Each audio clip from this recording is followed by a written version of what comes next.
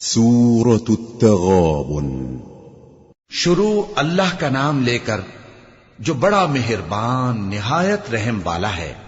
جو چیز آسمانوں میں ہے اور جو چیز زمین میں ہے سب اللہ کی تسبیح کرتی ہے، اسی کی سچی بادشاہی ہے اور اسی کی تعریف ہے، اور وہ ہر چیز پر قادر ہے۔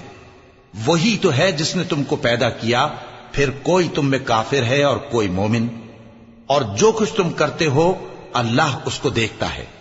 اسی نے آسمانوں اور زمین کو حکمت سے پیدا کیا، اور اسی نے تمہاری صورتیں بنائیں اور صورتیں بھی اچھی بنائیں، اور اسی کی طرف تمہیں لوٹ کر جانا ہے۔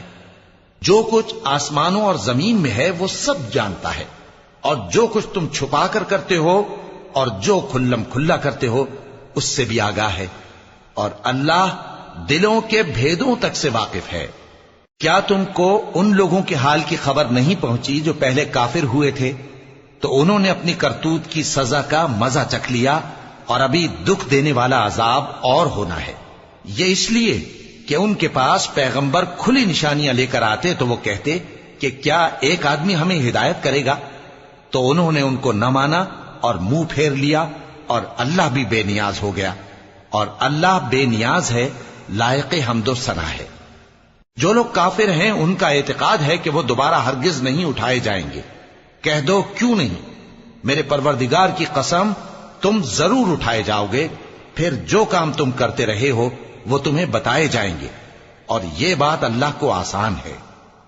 تو اللہ پر اور اس کے رسول صلی اللہ علیہ وآلہ وسلم پر اور اس نور یعنی قرآن پر جو ہم نے نازل فرمایا ہے ایمان لاؤ، اور اللہ تمہارے سب اعمال سے خبردار ہے۔ جس دن وہ تم کو اکٹھا کرے گا یعنی حشر کے دن، وہ نقصان اٹھانے کا دن ہے، اور جو شخص اللہ پر ایمان لائے اور نیک عمل کرے وہ اس سے اس کی برائیاں دور کر دے گا، اور جنت کے باغوں میں جن کے نیچے نہریں بہ رہی ہیں داخل کرے گا۔ وہ ہمیشہ ہمیشہ ان میں رہیں گے، یہی بڑی کامیابی ہے۔ اور جنہوں نے کفر کیا اور ہماری آیتوں کو جھٹلایا وہی اہل دوزخ ہیں کہ ہمیشہ اس میں رہیں گے، اور وہ بری جگہ ہے۔ کوئی مصیبت نازل نہیں ہوتی مگر اللہ کے حکم سے، اور جو شخص اللہ پر ایمان لاتا ہے وہ اس کے دل کو ہدایت دیتا ہے، اور اللہ ہر چیز سے باخبر ہے۔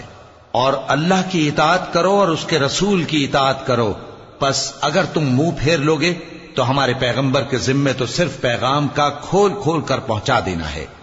اللہ جو معبود برحق ہے اس کے سوا کوئی عبادت کے لائق نہیں، تو مومنوں کو چاہیے کہ اللہ ہی پر بھروسہ رکھیں۔ مومنوں، تمہاری بیویوں اور اولاد میں سے بعض تمہارے دشمن بھی ہیں، سو ان سے بچتے رہو، اور اگر معاف کر دو اور درگزر کرو اور بخش دو تو اللہ بھی بخشنے والا ہے، مہربان ہے۔ تمہارا مال اور تمہاری اولاد تو آزمائش ہے، اور اللہ کے ہاں بڑا اجر ہے، سو جہاں تک ہو سکے اللہ سے ڈرو اور اس کے احکام کو سنو، اور اس کے فرمانبردار رہو، اور اس کی راہ میں خرچ کرو، یہ تمہارے حق میں بہتر ہے۔ اور جو شخص طبیعت کے بخل سے بچایا گیا تو ایسے ہی لوگ راہ پانے والے ہیں۔ اگر تم اللہ کو نیک نیتی سے قرض دو گے تو وہ تم کو اس کا کئی گنا دے گا، اور تمہارے گناہ بھی معاف کر دے گا، اور اللہ قدر شناس ہے، بردبار ہے، پوشیدہ اور ظاہر کا جاننے والا ہے، غالب ہے، حکمت والا ہے۔